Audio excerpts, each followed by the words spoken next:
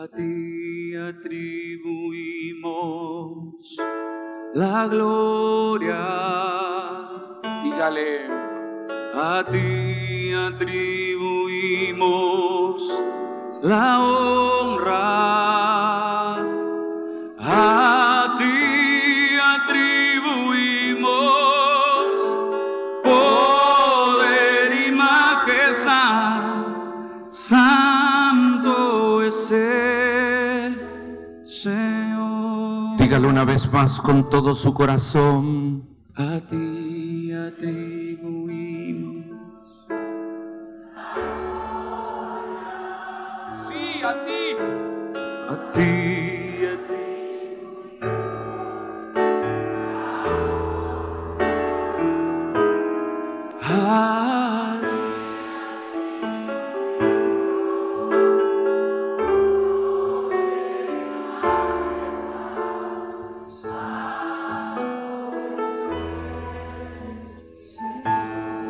Todos juntos, a ver.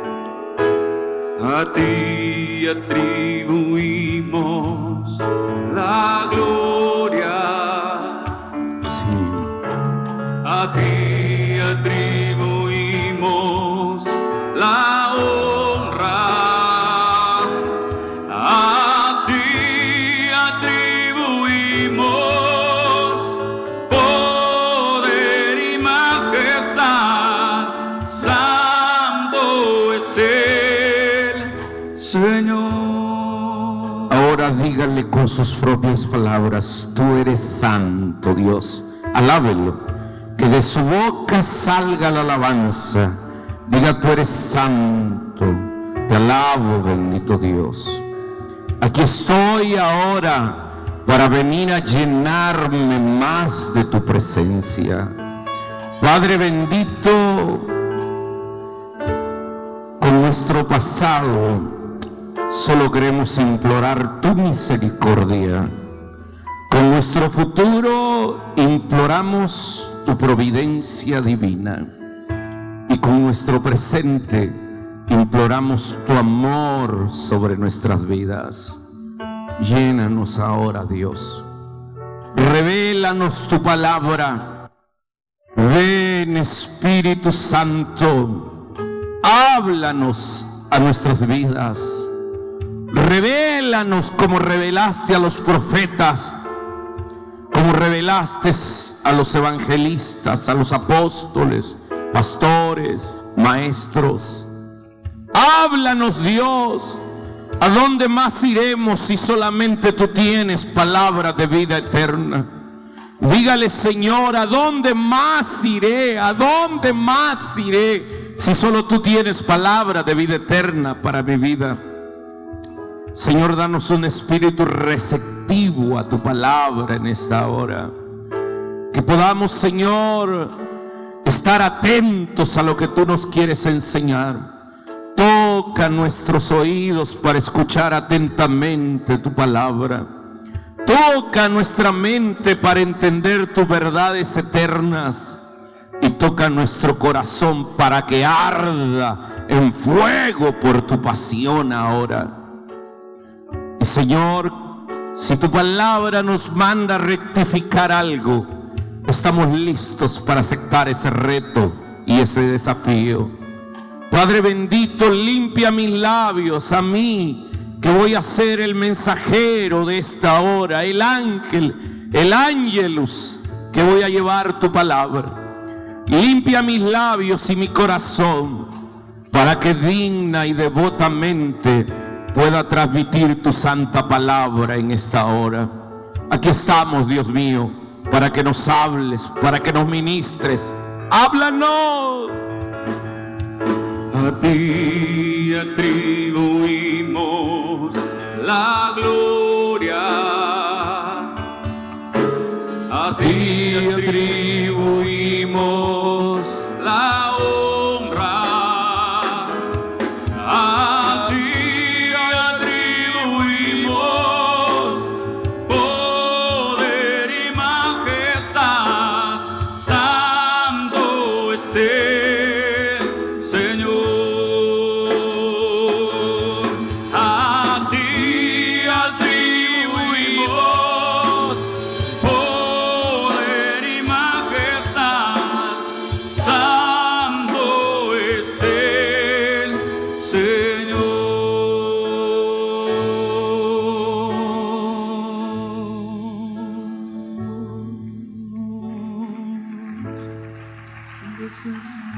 Gracias, Padre bendito. Vamos a recibir la palabra de Dios en esta noche. Quiero que se pongan de pie y que tomen su Biblia en su mano y muy expectantes, alegres, creyendo que Dios nos va a hablar, levántenla bien en alto y digan fuerte conmigo, todos juntos, a ver: esta es mi Biblia. Soy todo lo que dice que soy. Tengo todo lo que dice que tengo. Puedo hacer todo lo que dice que puedo hacer. Confieso que mi mente está alerta, mi corazón está receptivo. Nunca jamás seré igual. Amén. Libro de Apocalipsis, capítulo número 2. Esta noche, queridos hermanos, el Señor quiere darnos una palabra y nos quiere hacer un llamado a que avivemos la llama del amor y la pasión por su presencia en nuestras vidas. Así se llama el mensaje de esta hora: avivando la llama del amor y la pasión por su presencia en nuestras vidas. Capítulo número 2, versículo número 1. Cuando lo tengan listo me dicen un fuerte, poderoso y enérgico amén. Dice el Señor: escribe al ángel de la iglesia en Éfeso, el que tiene las 7 estrellas en su diestra, el que anda en medio de los 7 candeleros de oro, dice esto: yo conozco tus obras y tu arduo trabajo y paciencia, y que no puedes soportar a los malos, y has probado a los que se dicen ser apóstoles y no lo son, y los has hallado mentirosos, y has sufrido y has tenido paciencia y has trabajado arduamente por amor de mi nombre y no has desmayado. Pero tengo contra ti que has dejado tu primer amor. Recuerda por tanto de dónde has caído y arrepiéntete y haz las primeras obras, pues si no, vendré pronto a ti y quitaré tu candelero de su lugar si no te hubieses arrepentido. Pero tienes esto, que aborreces las obras de los nicolaitas, los cuales yo también aborrezco. El que tiene oído, oiga lo que el Espíritu dice a la iglesia.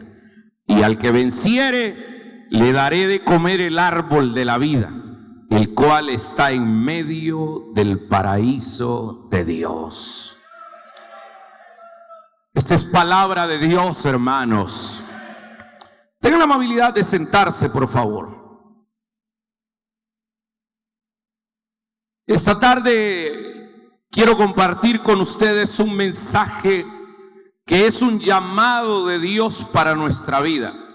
El mensaje de hoy se llama avivando la llama del amor y la pasión por la presencia divina.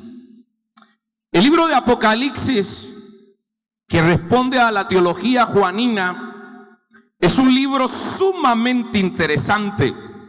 22 capítulos que se pueden resumir en el versículo número 19 del capítulo número 1. Si ustedes se fijan, ahí da como un bosquejo natural que tiene el libro de Apocalipsis.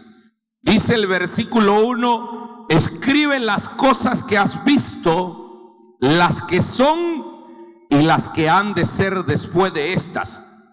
Ahí podemos nosotros dividir los 22 capítulos del libro de Apocalipsis. Las cosas que has visto se refiere precisamente al capítulo número 1.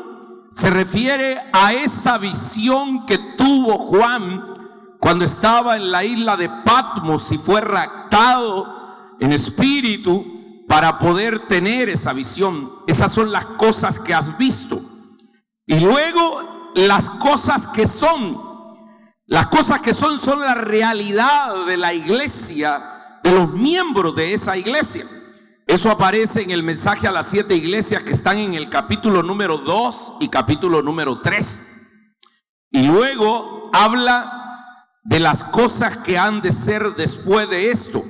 Ahí se refiere, queridos hermanos, precisamente a todo lo que habla el capítulo número 4 hasta el final del libro de Apocalipsis, que habla precisamente acerca de temas eminentemente escatológicos o de eventos que están por el venir.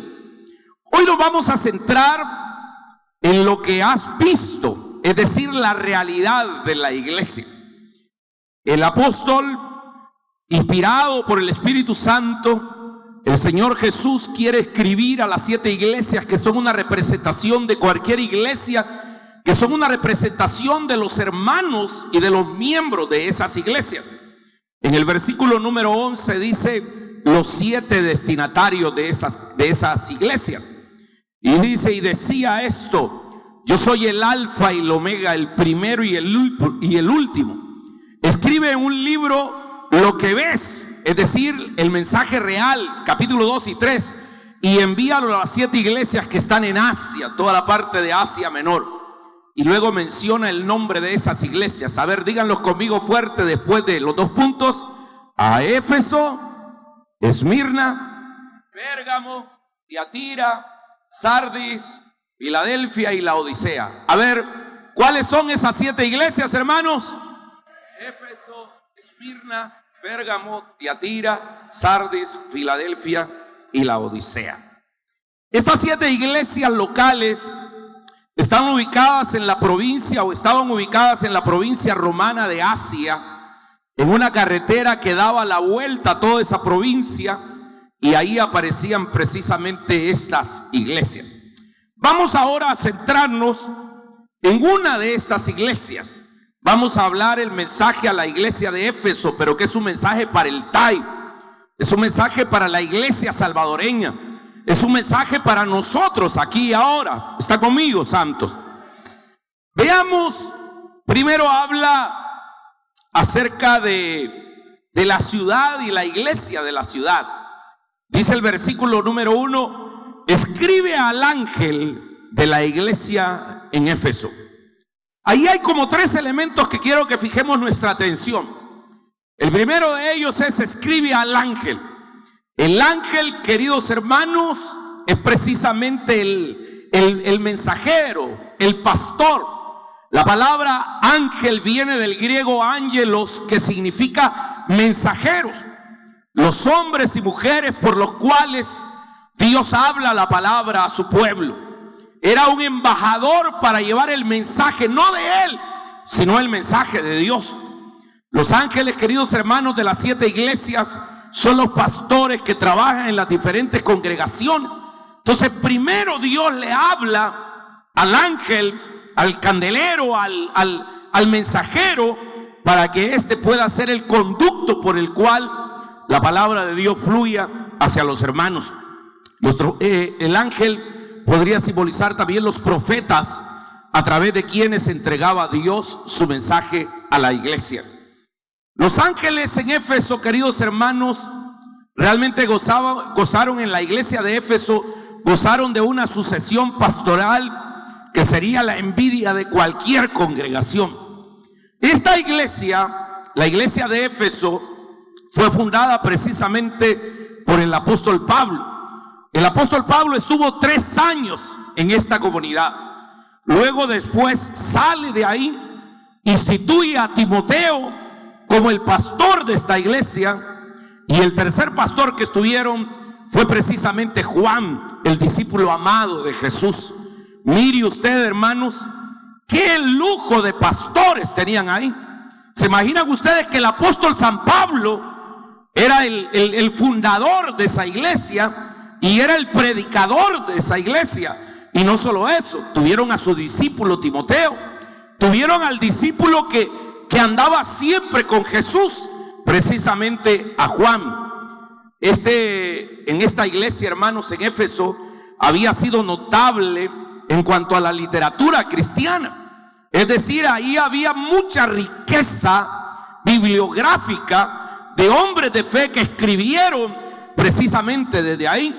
Se cree, queridos hermanos, que Pablo dirigió su epístola teológicamente más profunda, la carta a los Efesios. También ahí escribió las epístolas pastorales. Juan, queridos hermanos, el discípulo amado, escribió toda su teología juanina, precisamente creen desde ahí de Éfeso. Escribió el Evangelio de Juan, las epístolas universales, las epístolas juaninas y también el libro del Apocalipsis. Hay otros padres de la iglesia, como Ignacio de Antioquía, que ahí por el año más o menos 110 envió una carta muy rica, que por cierto, si algún día ustedes tienen internet, métanse en internet y busquen la carta de Ignacio de Antioquía a los Efesios. Es una carta maravillosa en cuanto al mensaje que le dirige 2 décadas después de que precisamente se escribiera esta carta a los Efesios. Ahora, Éfeso, hablemos de Éfeso, porque dice: escribe al ángel de la iglesia en Éfeso. La ciudad de Éfeso, queridos hermanos, era una ciudad muy próspera. Éfeso era, quizá por así decirlo, la ciudad más importante de la región. Y era tan importante porque tenía el puerto principal de Asia. Es decir, era el punto de entrada a toda esa Asia. El puerto lo cuidaban mucho, por lo tanto había mucho comercio, había mucho tráfico de gente, similar a lo que ahora podríamos llamar nosotros Nueva York o la Buenos Aires, que es el punto de entrada para muchos en el comercio, con grandes puertos que se moviliza a través de todo el continente. Éfeso era muy avanzado en esa época. Tenía un teatro muy lindo donde la gente iba a hacer oratoria, a presentar obras de arte. Tenían gimnasio, una hermosa biblioteca. Y luego se destacaba en esta ciudad de Éfeso una calle que era una calle que tenía unos 2 metros de ancho y estaba pavimentada de mármol.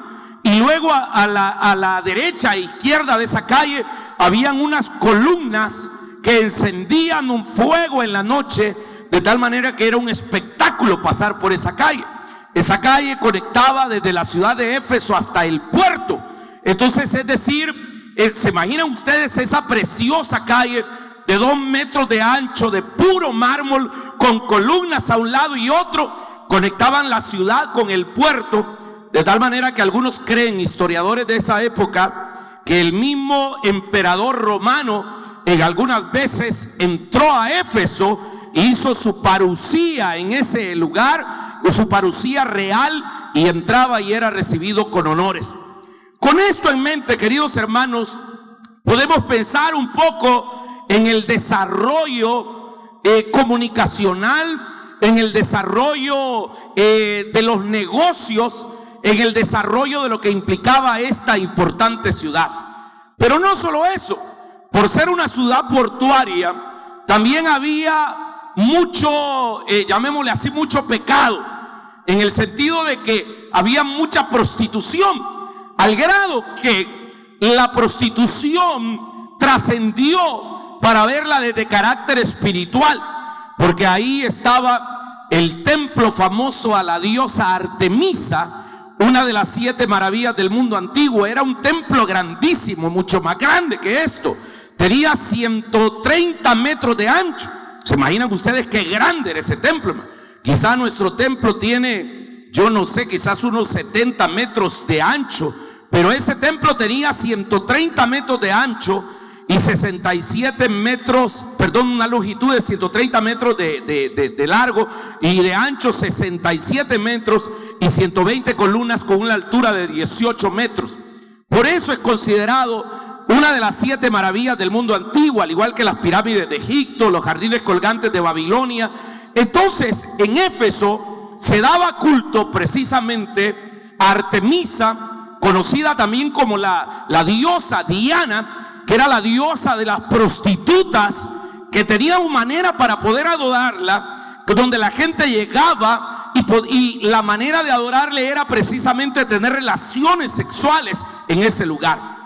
Heráclito, refiriéndose a esta ciudad, dijo: nadie podría vivir en Éfeso sin llorar ante la inmoralidad que predominaba en esa ciudad, porque había ahí, como les he dicho, la diosa Artemisa, que pues se promovía la inmoralidad. Tenían cientos de prostitutas. Era una ciudad muy industrial en cuanto a la plata. Allí había un desarrollo que hacían imágenes de esta diosa y las vendían como souvenir para que la gente se las pudiera llevar. Y existía la magia negra y una especie de cosas así ocultistas, las cuales eran muy populares en esta ciudad. Pues en esa ciudad llega el apóstol Pablo, y ahí predica el evangelio, y precisamente ahí instituye y funda una iglesia, la iglesia de Éfeso, que era una iglesia trabajadora, una iglesia activa, una iglesia estricta, una iglesia preocupada por guardar la sana doctrina y la ortodoxia. Es decir, era una iglesia, queridos hermanos, que estaba bien compuesta. Realmente era una congregación ejemplar. Con esto en mente, entremos entonces ahora a ver el mensaje a la iglesia. Pero veamos primero el mensajero, cómo se presenta Cristo.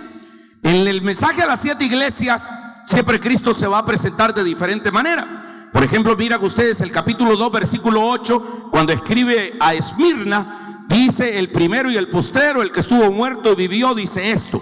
En la iglesia de Pérgamo, versículo 12, dice: el que tiene la espada aguda de 2 filos, dice esto. Veamos cómo se presenta Cristo.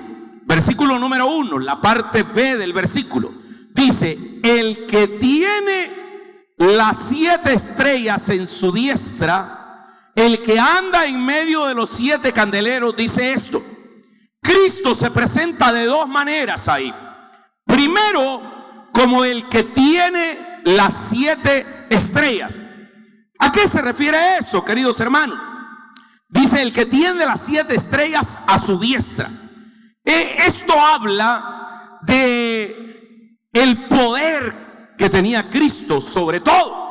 Es decir, Él se quiere presentar como el poderoso. En ese lugar se tenía mucho culto, por ejemplo, a la astrología. Pues entonces Cristo se presenta como el que tiene las 7 estrellas a su diestra. Sostiene firmemente esas 7 estrellas.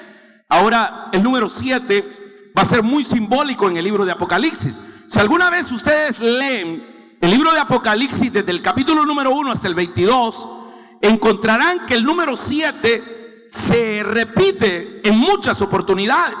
Por ejemplo, aparece las 7 iglesias, los 7 candeleros, las 7 estrellas, los 7 sellos, las 7 copas, los 7 cuernos de cornero, los 7 ojos, las 7 trompetas, los 7 truenos, las 7 cabezas del dragón, los 7 espíritus de Dios, las 7 bienaventuranzas, los 7 ángeles, los 7 personajes, los 7 montes, 7 avisos en cuanto a la brevedad del tiempo. Pero ¿qué implica el número 7? El número 7 implica completo. Implica que Cristo, el que va a hablar a la iglesia, tiene el poder sobre todo. ¿Están conmigo, santos? Precisamente el apóstol Pablo, escribiendo a los colosenses, a la iglesia de Colosa, dice: Él es el sustentador, el creador. Entonces habla de ese Cristo. O sea, la idea que quiere dejarnos a nosotros es que quien nos va a hablar es el creador y el sustentador de todo. Es el que tiene todo dominio sobre la tierra y sobre el cielo, sobre lo visible y lo invisible. ¿Están aquí conmigo, santos? Pero luego, aparte de que se presenta como el que tiene las 7 estrellas a su diestra, se presenta como el que anda en medio de los 7 candeleros. Eso quiere decir, hermanos, que Cristo es omnipresente. Está en todos lados. Allí anda en medio de la iglesia, en medio de la vida de las personas, en medio de su liturgia, en medio de su adoración, en medio de su servicio. Es decir, Cristo no es ajeno, Él sabe lo que ahí pasa. Entonces, con esto en mente, el Cristo todopoderoso que tiene dominio sobre todo, el Cristo que está incrustado en medio de los corazones de la vida en medio del corazón de la vida de la iglesia, que conoce aún hasta las intenciones, ese Cristo va a escribir a la iglesia. Veamos, primero se va a congratular, lo va a felicitar, le va a decir las cosas buenas que tiene esa iglesia. Ojalá nosotros tuviéramos esas cosas buenas también. Versículo número 2. ¿Están conmigo, santos? Dice la Biblia: yo conozco tus obras. ¡Wow! Me encanta eso de entrada. Es decir, el Señor conoce lo que nosotros hacemos. Hay veces nosotros somos tontitos, pensamos que Dios no sabe lo que nosotros hacemos, ¿verdad, hermano? O sea, no podemos engañar nunca al Señor. Tan necios son ustedes, dijo Pablo. O sea, el Señor conoce nuestras obras. Él nada escapa de su conocimiento. Él conoce hasta las intenciones de nuestro corazón. ¿Están conmigo, hermanos? Dice: yo conozco tus obras y tu arduo trabajo y tu paciencia. Es decir, era una iglesia trabajadora. Era una iglesia, hermanos, que tenía servicios continuos. Era una iglesia, queridos hermanos, que hacían ministerios. Estaba la iglequía, estaban los valientes, estaban los acomodadores. Servían preencuentros, encuentros, posencuentros, lanzamientos, academia. Era una iglesia tremenda. Por eso dice: yo conozco tus obras, tu arduo trabajo y tu paciencia. Y luego también tenía otra virtud, que no puede soportar a los malos. Es decir, era una iglesia, los efesios, hermanos, no toleraban a los falsos maestros, las herejías o los pseudoapóstoles. Ahí lo deja claro. Y dice que no puede soportar a los malos. Y has probado a los que se dicen ser apóstoles y los has hallado mentirosos. Eso quiere decir, hermanos, que en la iglesia de Éfeso tenían una buena doctrina. Es decir, cuidaban lo que el evangelio, claro, habían tenido a Pablo de apóstol, de su pastor, habían tenido a Timoteo, a Juan. Entonces eran como aquellos hombres que habían bebido de la fuente original, que habían estado con Cristo, ya sea por revelación como Pablo y Timoteo, o presencialmente como el apóstol Juan. Entonces por eso era una iglesia que cuidaba, que no soportaba a los malos. Y además de eso era una iglesia paciente en las pruebas. Dice el versículo 3: y has sufrido y has tenido paciencia y has trabajado arduamente por amor de mi nombre y no has desmayado. Me encanta eso. Ojalá Cristo dijera de nosotros: ustedes, los miembros del TAI, han sufrido, han tenido paciencia, han trabajado arduamente por amor de mi nombre y no han desmayado.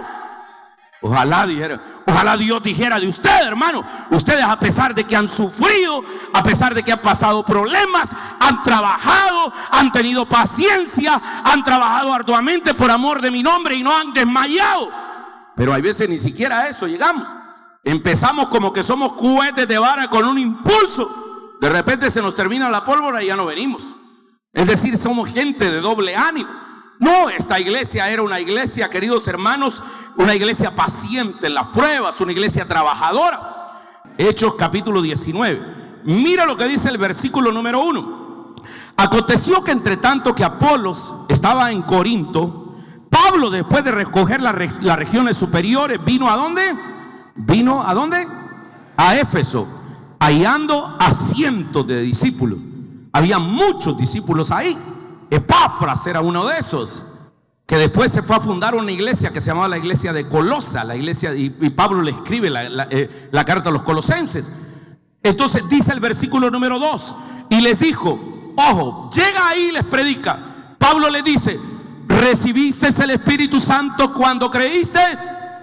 Y ellos le dijeron en Éfeso: ni siquiera hemos oído si hay Espíritu Santo. Vaya, hermano, estaban mal.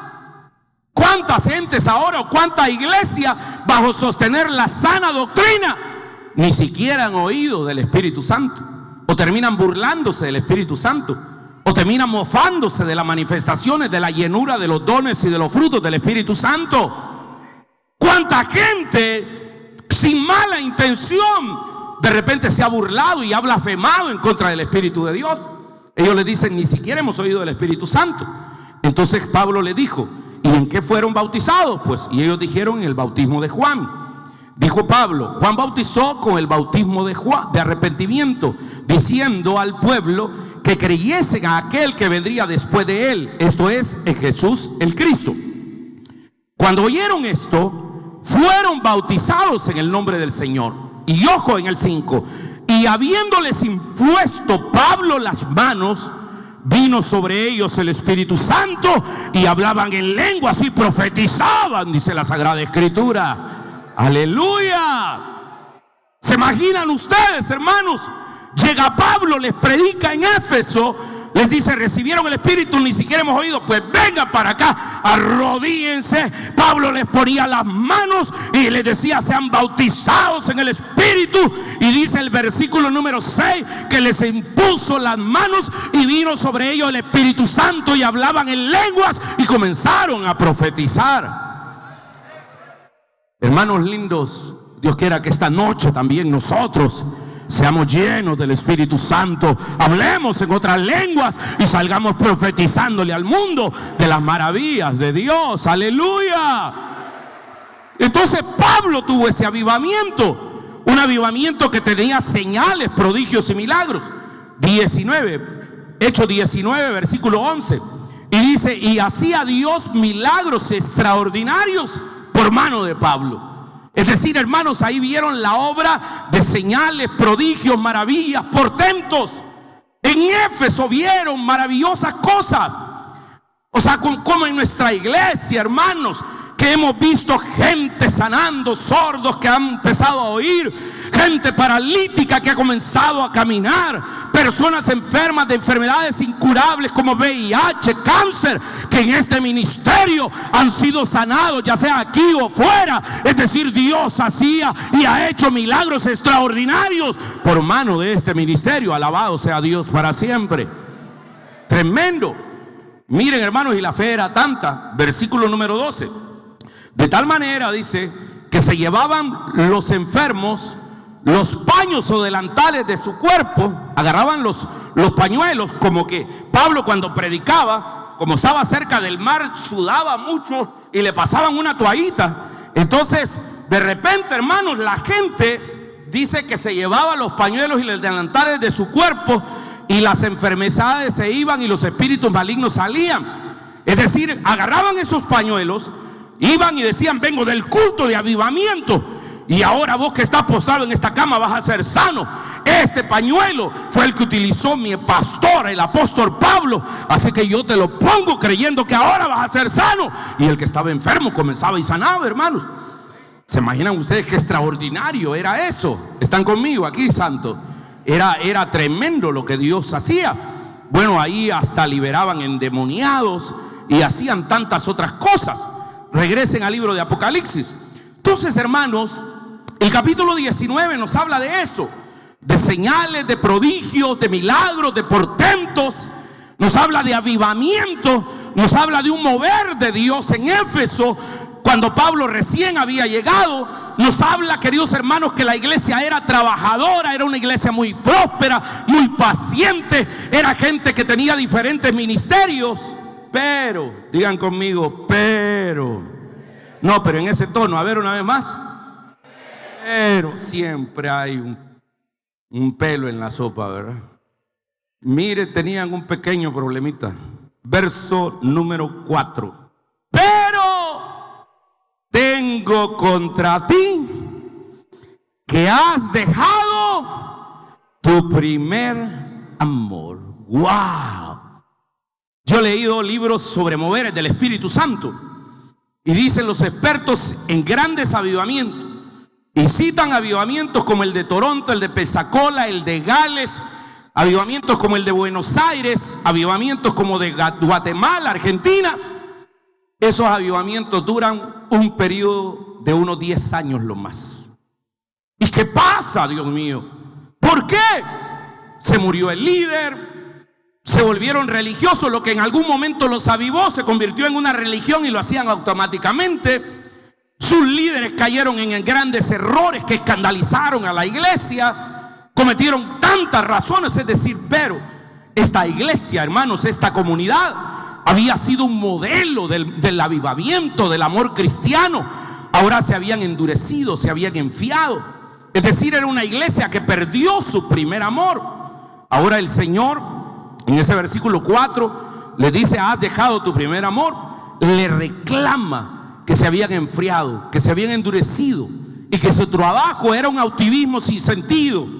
Estaba la gente como que era hormiga trabajando de un lado para otro, pero ya no en el primer amor, ya no con esa fe tan sencilla de agarrar el pañuelo de Pablo y llevárselo y ponérselo a un enfermo, orar por él y sanar.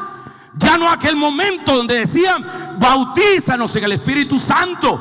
Ya no en ese primer amor, en esa pasión por Dios, en esa búsqueda, en esas hambre de su presencia.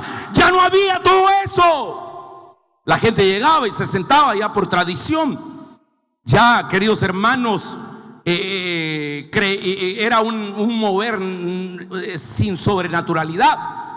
Y qué diferentes son los criterios de Cristo en comparación a los nuestros.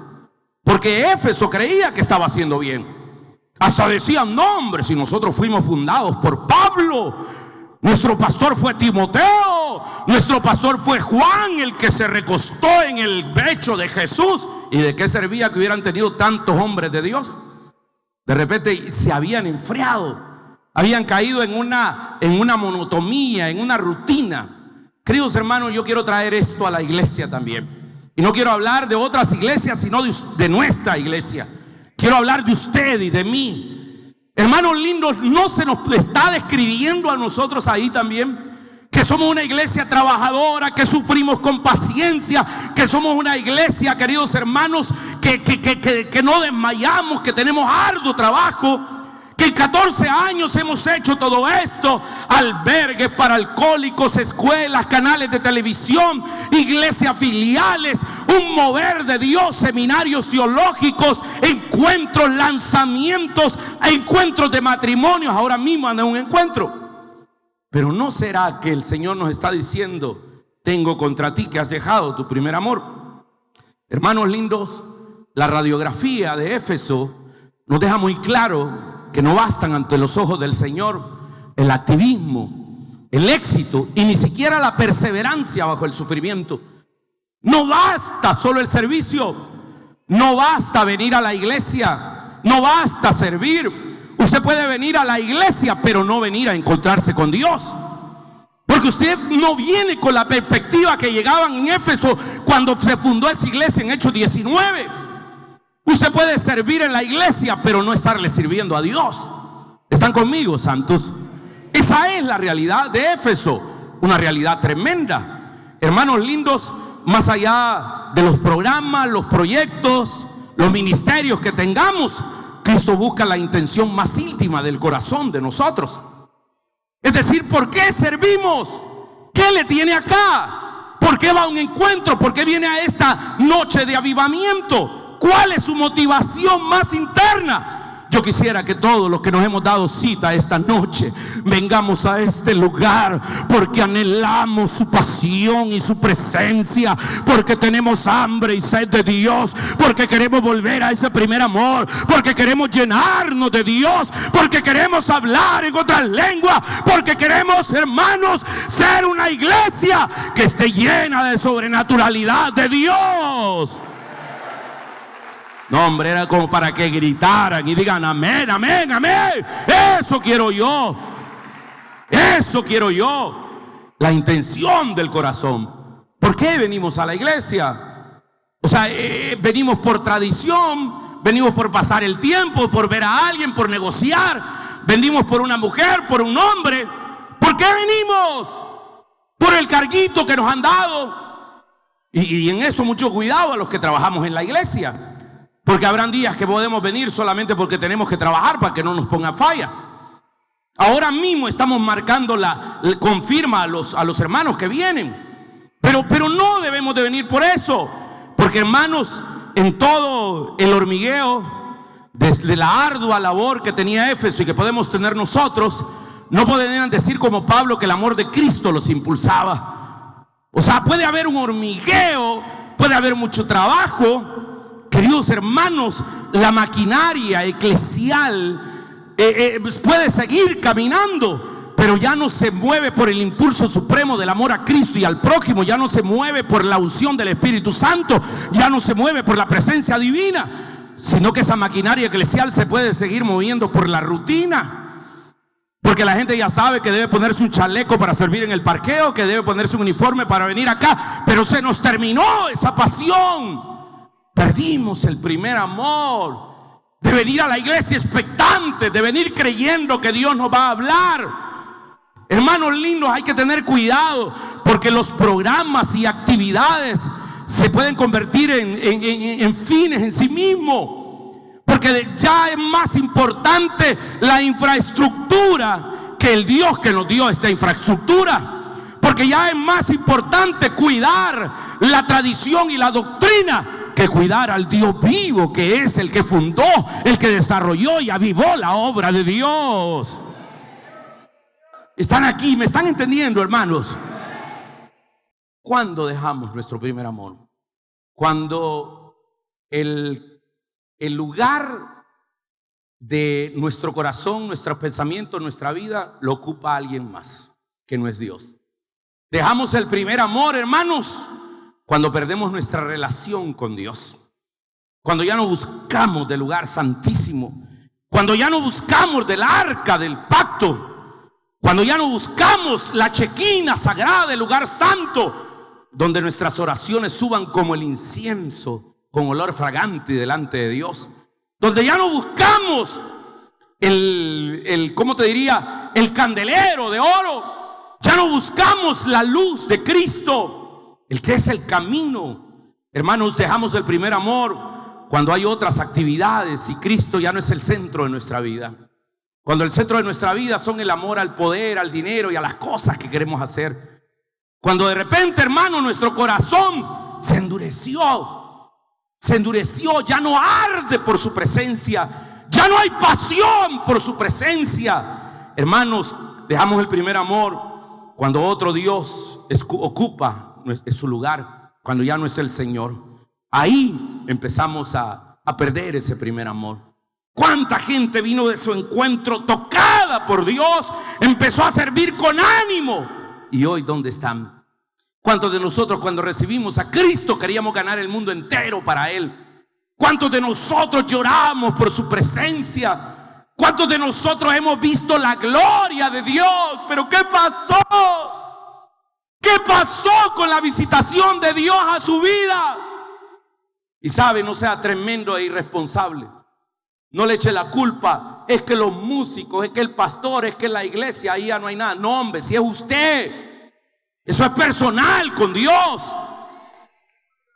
Usted puede estar debajo de un árbol, pero ahí Dios mismo lo va a visitar si tiene hambre de Dios.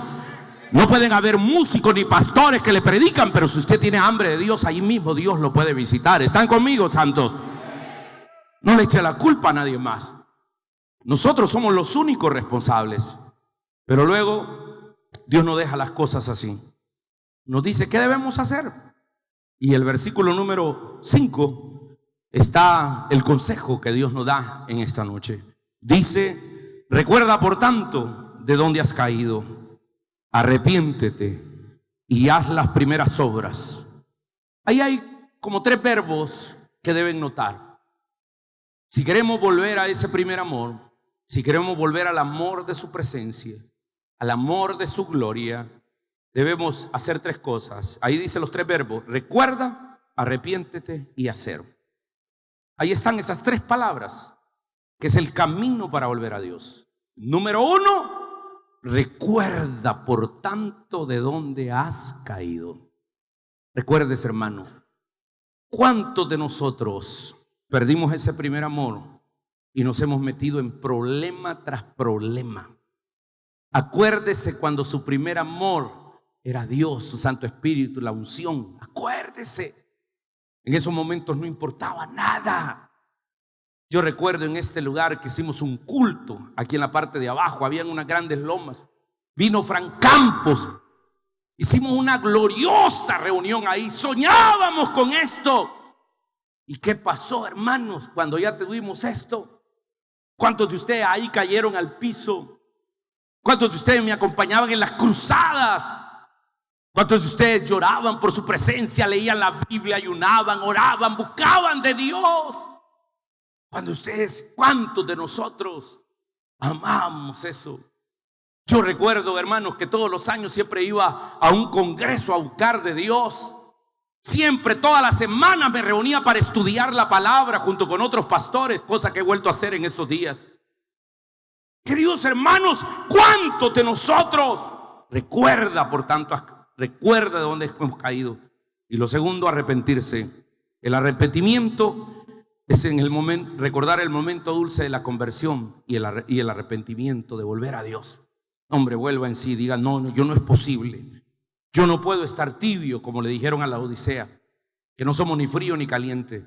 Yo necesito volver a ese primer amor. Y eso no depende, escuche esto, de la música, de los programas, de las luces, de los pastores, del templo, nada. Eso depende de usted nada más y de mí. Yo me declaro alguien que quiero arrepentirme y quiero volver al primer amor. Yo quiero más de ese Dios, yo quiero más de su presencia, yo quiero tener pasión por ese Dios, aleluya. No sé si hay alguien acá que esta noche quiera eso. Dime, ¿qué ha pasado? Yo me pregunto, por ejemplo, ¿dónde está toda la gente? ¿Por qué perdió el primer amor? ¿Dónde está la Biblia, por lo menos, para estar estudiando la palabra y subrayando? Vienen y danzan y sirven aquí, no tienen ni una Biblia en la mano. No, hombre, ¿qué cristiano es eso? Y claro, el tener o no una Biblia no identifica qué tipo de cristiano es, pero por lo menos habla del hambre que tengan de Dios delante de usted. Dígale, hermano de la par, ¿dónde está tu Biblia? No, hombre, tú necesitas volver al primer amor, dígale el de la par. Es que estoy viendo ahí, no importa, hermanos. Está viendo la palabra. Y el otro verbo, hay 3 verbos, le dije. El primero es recordar. Recordar es volver a vivir, dicen. Segundo, arrepentirse. Y el tercer verbo, ¿cuál es? Hacer.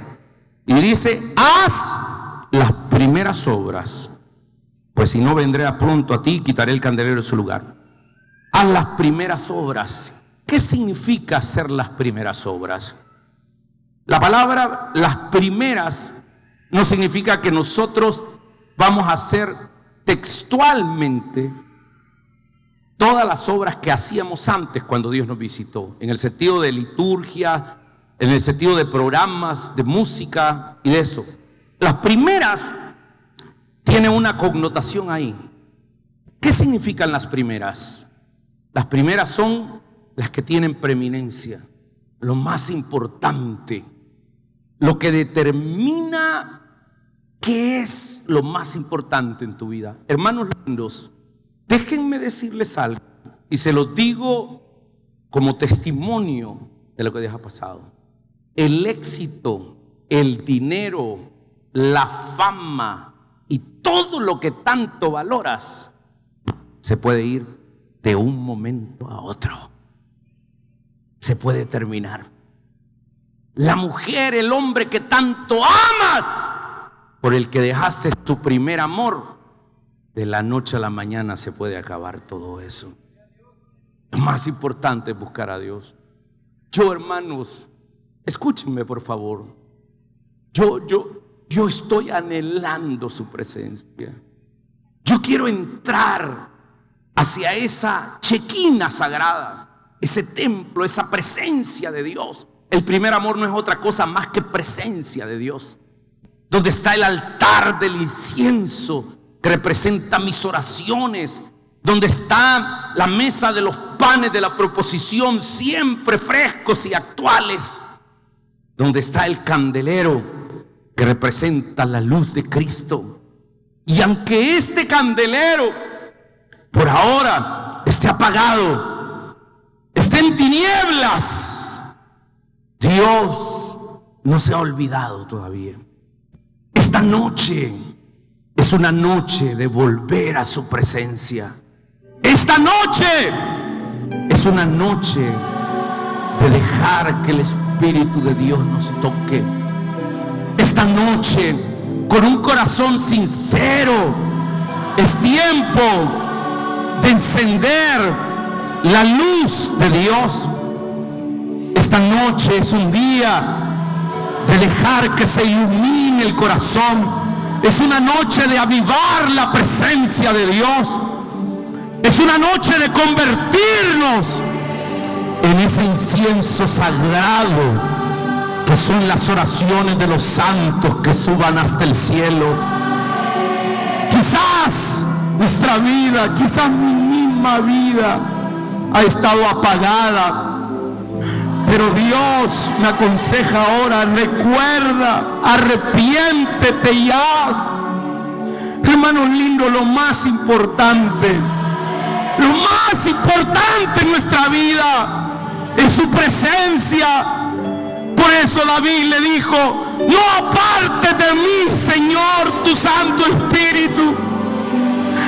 Yo moriría sin el Espíritu de Dios. Me dedicaría a cualquier cosa sin la unción, sin la presencia, sin el amor de Dios en mi vida. Si estás seco ahora, yo te invito a que te recuerdes, que te arrepientas y que vuelvas al Señor. Si esa es tu fiel convicción, ¿por qué no te pones de pie en este momento ahí donde estás? Y le dices: Señor, yo anhelo, yo he perdido ese primer amor, yo lo necesito. Solo levanta tus manos a Él y diga: lléname ahora. Quiero tener pasión por ti, Dios.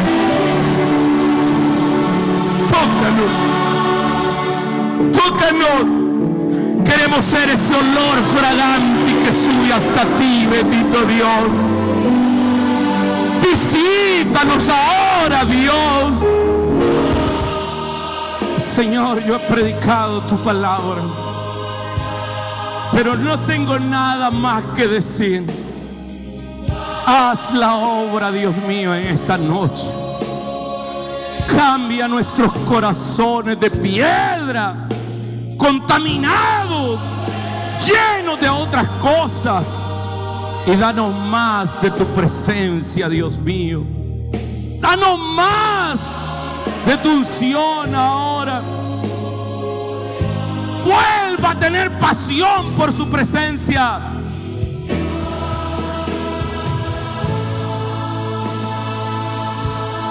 Aquí está el Espíritu de Dios. Aquí está el Señor. Los primeros que deberíamos de buscar de su presencia somos los ángeles de esta iglesia. Suban al altar y díganle: Señor, yo quiero de eso, yo lo anhelo.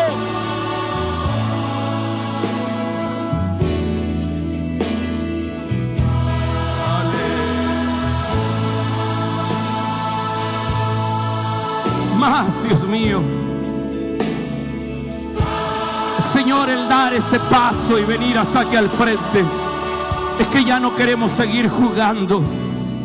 Queremos más de tu gloriosa presencia. A nosotros, tus siervos, tus pastores, danos más ahora. Llenan. Bautízanos con tu Espíritu para que hablemos lenguas y profeticemos. Hablemos en lenguas, santos.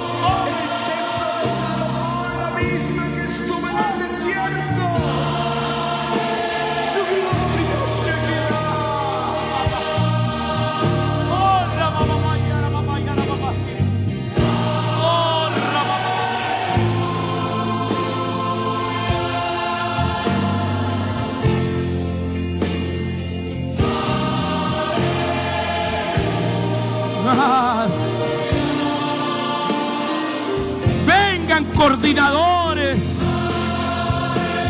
no pueden dar lo que no tienen. Métanse al río de Dios. Entren a su gloriosa presencia coordinadora. Vengan.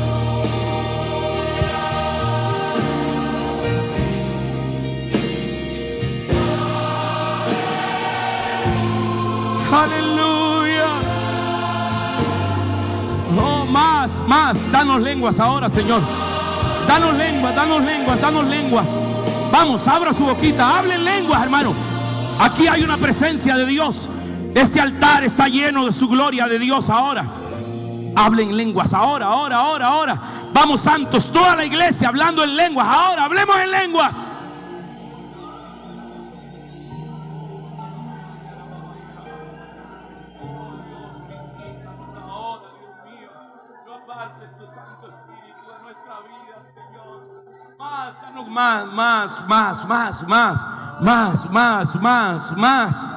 Más. Sí, ahí está la presencia de Dios. Más.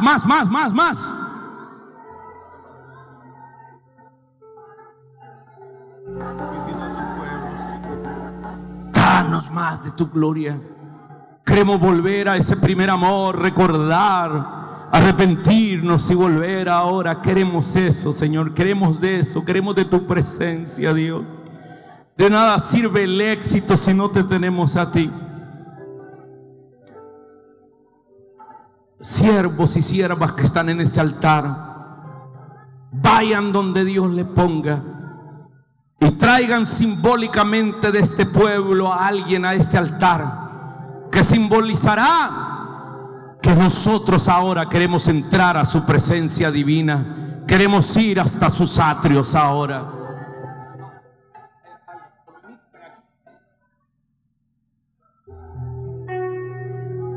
Más.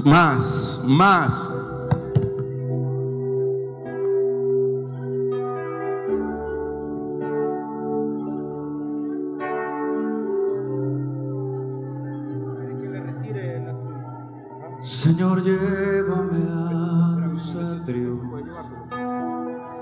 al lugar santo, al altar de bronce. Señor, tu rostro quiero ver. Pásame en la muchedumbre. Venga a sus atrios sagrados. El sacerdote canta. El Señor te está esperando. Tengo hambre y sed de justicia y solo encuentro. Ministren a ese hermano, a esa hermana ahora. Llévame al lugar santísimo. Por la sangre del Cordero Redentor. Venga a su presencia. Llévame. Toca ahora, Dios. Llena ahora. Llena ahora. Oh, ahí está la presencia de Dios. Dale más a ese varón ahora, Señor. Más. Llévame santísimo, por la sangre del Cordero Redentor. Llévame al lugar santísimo, tócame, límpiame, heme aquí. ¡Fuego! Entramos a tu presencia con canto.